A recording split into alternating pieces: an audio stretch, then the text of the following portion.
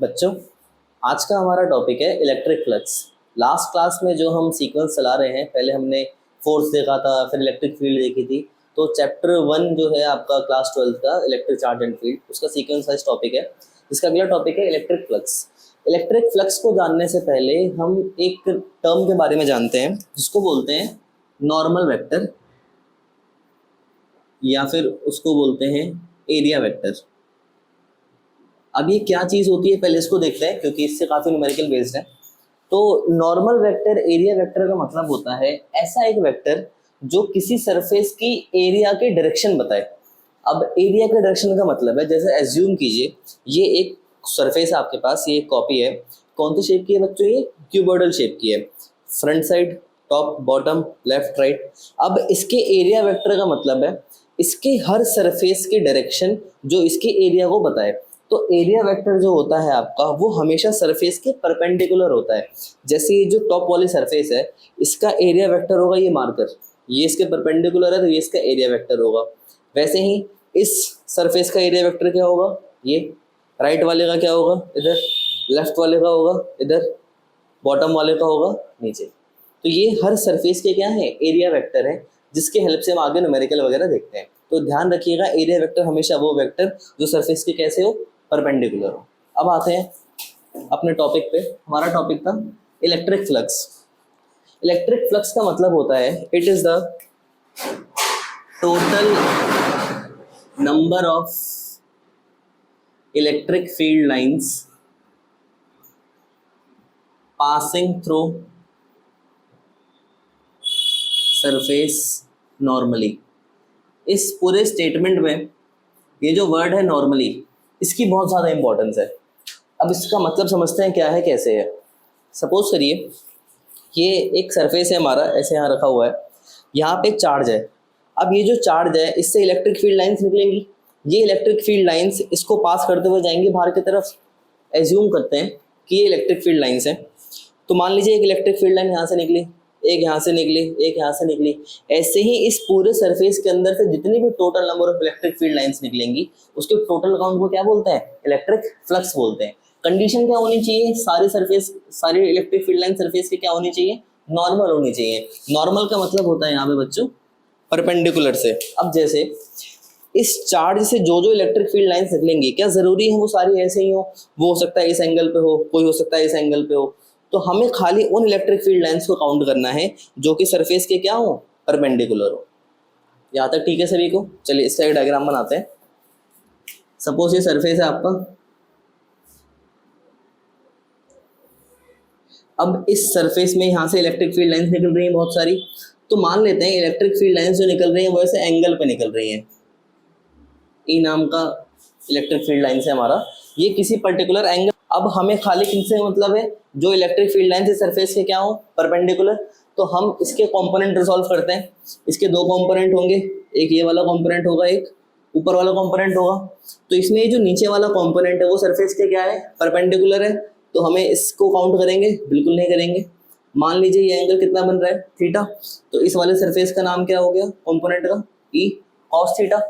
और ये जो सरफेस हमने बनाया है, मान लेते हैं इसकी जो टोटल एरिया है वो है ए के बराबर। तो इसका जो इलेक्ट्रिक फ्लक्स होगा, इलेक्ट्रिक फ्लक्स को डिनोट किससे करते हैं? फाई, उसके नीचे लग जाएगा ई, यानी फ्लक्स ऑफ इलेक्ट्रिक। मैग्नेटिक में भी फ्लक्स होता है, उसमें हम यहाँ पे बी लगा रहे थे, इसलिए यहाँ पे ई लगाया गया। तो एक फील्ड लाइन जो निकल रही है उसकी वैल्यू कितनी है? E cos theta. और अगर हमें पूरे की फील्ड लाइन चाहिए तो एक फील्ड लाइन को किससे मल्टीप्लाई कर देंगे? पूरे की एरिया से। एरिया कितनी है? ए के बराबर। तो किससे मल्टीप्लाई हो जाएगा? यहाँ पे ए से मल्टीप्लाई हो जाएगा। तो यहाँ पे इलेक्ट्रिक फ्लक्स की वैल्यू कितनी आ जाती है? A into cos theta. और अगर हम इसे वेक्टर फॉर्म में लिखेंगे तो A into B into cos theta क्या होता है? A dot B. तो हो जाएगा ई डॉट ए। तो बच्चों, अब हम इलेक्ट्रिक फ्लक्स से एक न्यूमेरिकल देखते हैं। ये न्यूमेरिकल बोर्ड एग्जाम में पहले भी कई बार आ चुका है। इसको मैंने न्यूमेरिकल को सिलेंडर के लेके ओरिएंटेड रखा है। ये क्यूब के फॉर्म में भी आता है। करने का तरीका दोनों का एक ही है। इसको देखते हैं कैसे करना है। जैसे क्वेश्चन है आपका, find the electric flux through the cylinder, the electric field in the region is 20x i cap newton per coulomb. इस इलेक्ट्रिक फील्ड को पहले समझते हैं। इलेक्ट्रिक फील्ड में आई कैप लगा हुआ है। आई कैप हमें पता है कौन से एक्सिस का नॉर्मल वेक्टर होता है? एक्स एक्सिस का। मतलब कि इस रीजन में इलेक्ट्रिक फील्ड की क्या डायरेक्शन होगी भाई, एक्स एक्सिस की तरफ होगी। और 20x, इस x का मतलब है कि इलेक्ट्रिक फील्ड एक्स एक्सिस की डिस्टेंस पे डिपेंड कर रही है। यानी अगर हम एक्स एक्सिस पे आगे की तरफ बढ़ते जाएंगे तो x की वैल्यू बढ़ेगी, x की वैल्यू बढ़ेगी तो इलेक्ट्रिक फील्ड भी हमारी क्या होगी, हमेशा बढ़ती रहेगी। अब ये डेटा है हमारे पास, ये सिलेंडर कहाँ पे रखा हुआ है, उसका एक एंड है ओरिजिन पे, एक एंड है यहाँ पे। सिलेंडर की लेंथ है 5 मीटर, सिलेंडर के कर्व्ड सरफेस का एरिया है 10 मीटर स्क्वायर। अब यहाँ पे हम इसका फ्लक्स निकालते हैं, तो फ्लक्स का फॉर्मूला क्या होता है, फाई इक्वल टू, अभी हमने देखा था ई डॉट डी एस, ए को डी एस भी लिख सकते हैं, कोई दिक्कत नहीं है। अब क्योंकि यहाँ पे क्लोज्ड सरफेस है तो यहाँ पे क्लोज्ड इंटीग्रेशन लग जाता है। क्लोज्ड इंटीग्रेशन का मतलब है आपका कि हमें इसको पूरे सरफेस के लिए क्या करना है, इंटीग्रेट करना है। अब जब हम इसे पूरे सरफेस के लिए इंटीग्रेट करेंगे तो पहले ये आइडेंटिफाई करते हैं कि इसमें सरफेस कितने हैं। तो इसमें देखिए कितने सरफेस है, एक सरफेस हो गया ये फर्स्ट, एक सरफेस हो गया ये सेकंड कर्व्ड वाला, एक सरफेस हो गया ये थर्ड। अब हम इन तीनों सरफेस के पहले नॉर्मल वेक्टर निकालते हैं। तो फर्स्ट वाले का नॉर्मल वेक्टर कहाँ होगा, यहाँ की तरफ, उसके परपेंडिकुलर। सेकंड वाले का कहाँ होगा, सरफेस के परपेंडिकुलर। थर्ड वाले का कहाँ होगा, सरफेस के परपेंडिकुलर। अब देखिए क्योंकि इलेक्ट्रिक फील्ड इस डायरेक्शन में है तो फर्स्ट वाले के लिए नॉर्मल वेक्टर इधर है, इलेक्ट्रिक फील्ड कहाँ है, उधर। तो इस वाले केस में इन दोनों के बीच एंगल कितना बनेगा, 180 डिग्री। इस वाले केस में देखिए इलेक्ट्रिक फील्ड राइट में है, नॉर्मल वेक्टर ऊपर, तो एंगल कितना बनेगा इनके बीच, 90 डिग्री। इस वाले केस में दोनों की डायरेक्शन सेम है तो एंगल कितना बनेगा इनके बीच, 0 डिग्री। अब हम इसको फर्दर प्रोसीड करते हैं।